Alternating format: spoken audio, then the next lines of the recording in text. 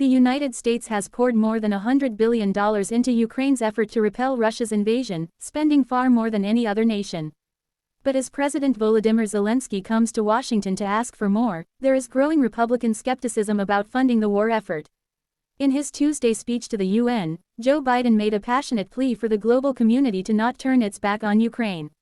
Russia believes that the world will grow weary and allow it to brutalize Ukraine without consequence, he said. But I ask you this. If we abandon the core principles of the United States to appease an aggressor, can any member state in this body feel confident that they're protected?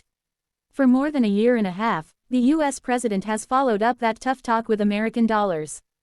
The U.S. Congress has now authorized more than $110 billion in aid to Ukraine.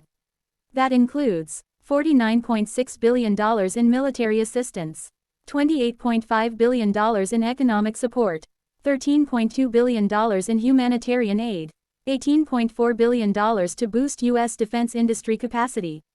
As of the 9th of August, the White House said it had spent 91% of the allocated funds. The administration is currently asking Congress for an additional $24 billion in aid, including $14 billion in military support. However, polls suggest support among Americans for further spending has declined, especially among conservatives.